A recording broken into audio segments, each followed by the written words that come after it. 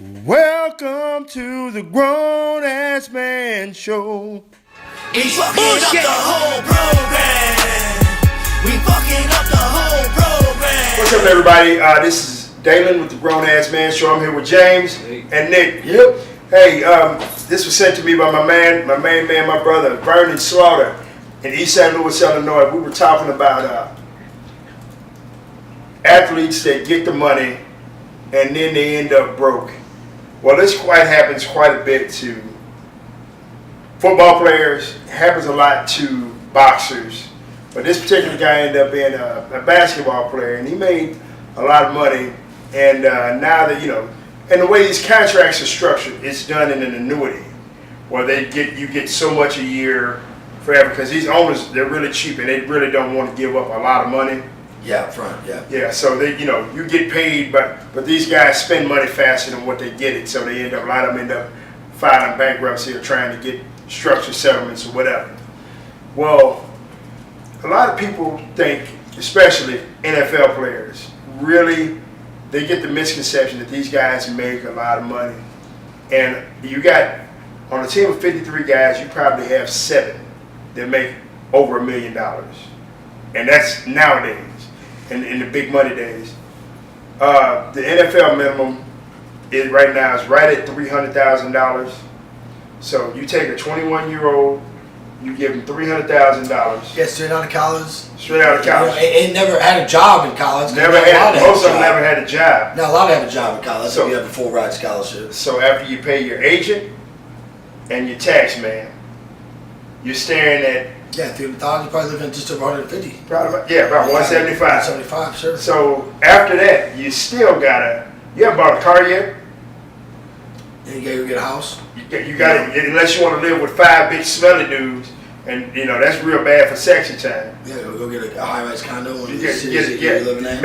Get a high-rise condo. But then you get your mom ringing the phone, you got your sister's phone. You got big-ass relatives. Yeah, so you're right back there at 90. And you just say, no, you're not, which is good money, obviously. It's good money, but it ain't no longevity in it, because the average career is 3.5 years. The guy making the minimum is probably going to have a minimum time in the NFL. Absolutely, that's all there's to it. Absolutely. Good enough to make the team, but not good enough to stick around. Exactly. So after 3 years, they find somebody or something. Yeah.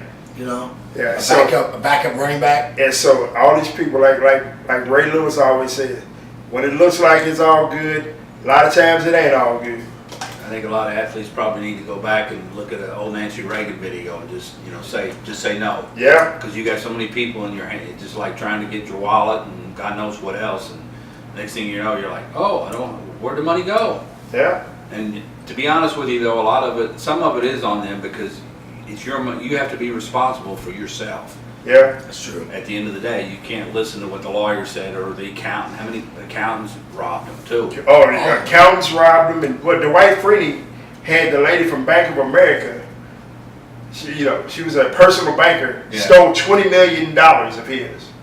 She was she set up a little funny money corporation and took the money. And they said there was nothing legally he could do about it. No, and these lawyers, they're out there, man. I happen to know a tax lawyer here in town, and he was telling me that I can call him back. That's hilarious, man. Hey, it's good background music. When Floyd Mayweather got paid the $100 million, he was joking about him and his friends, man. They must have sent him 1,000 letters. Hey, you need a tax lawyer. Hey, you need a tax lawyer. Yeah. Hey, you need a tax lawyer. These lawyers out there, man, they're predators. They're the predators for these guys. Do you think the owners are going to let go of that money so easily? The same guys that pay you are going to be the same guys that send them distractions after you. Speaking of which, again, I just got that patent approved last week. I've already gotten 3 letters in the mail from different companies trying to buy. They want to help me sell my product. They want to help me do this.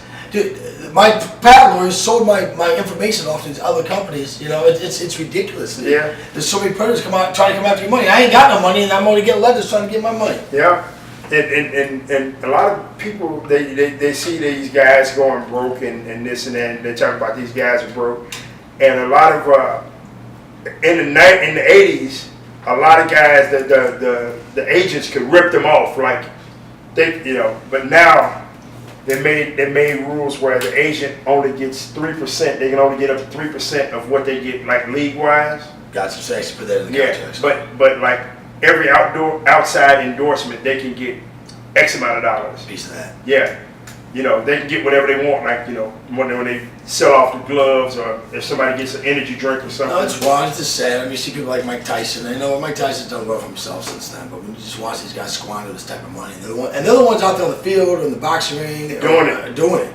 You know, it's not these pieces of shit with their suits and ties on in the background that are orchestrating the whole thing. You know, but then again, at the end of the day, it's us. We're the ones that supply all the money, so it's really all the money's come from us ultimately. Yeah, a lot of it does.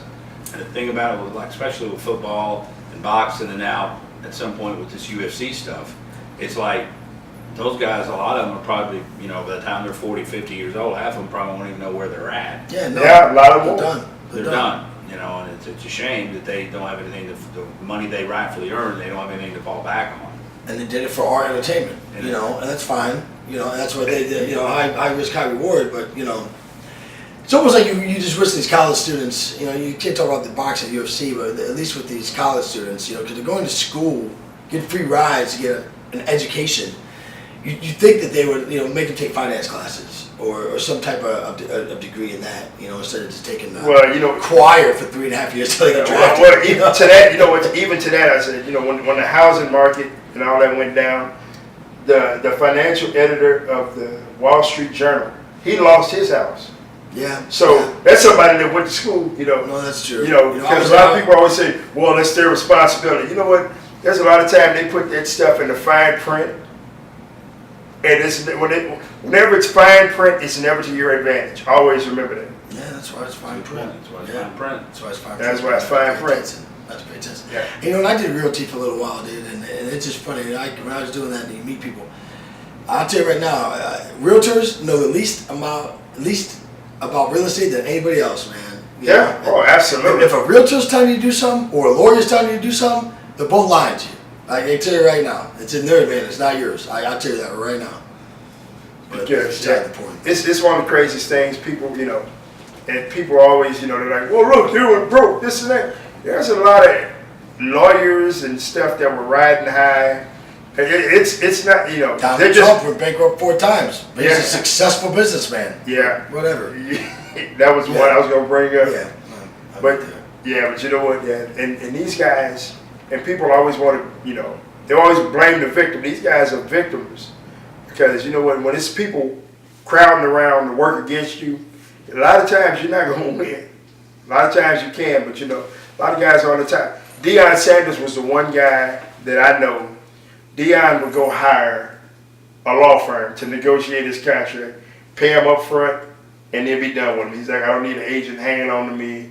I don't need this. I don't need this. I don't need this. Yeah, that's interesting. And that's why a lot of these guys they really get, you know, they're like, well, he didn't show any loyalty, and they paint you as a bad guy. And lawyers are the worst, dude. Lawyers will charge you thousands of dollars, and then when you call them to do something, they act like they're doing you a favor. You know, and you'll be like, I'm paying you for this bullshit that you think that you're doing, and it's just the worst thing ever, man. But anyway, Any final thoughts, James? No, there's a lot of athletes now, it's almost like that old, what is it, stick figure, that Gumby, and they have everybody pulling them in all different directions. absolutely. And they never get back together again. Yeah. It's amazing. It's sad. It really is sad. And on top of that, you know, you just can't even imagine. You get that money wrapped up, and you know, you got your mom, maybe stepdad, stepsister, blah, blah, blah, and then the money ends up ruining your whole life anyway, because everybody's fighting over everything. You never done enough. You never done enough for everybody. Yeah, you never done enough. And on top of it, you're trying to maintain and do your shit and stay a high level athlete, and you got all these people in the back of your mind pulling at you. And it's gotta be a mess, you know. But yeah, it's always a story behind the story, and people just know that it ain't always what it seems. To some little punk ass writer will write a story about it, but you know what? We always on this show. We're always gonna keep it 100, and with the Grown Ass Man Show, we're gonna do it however we're gonna do it. Yeah. Peace.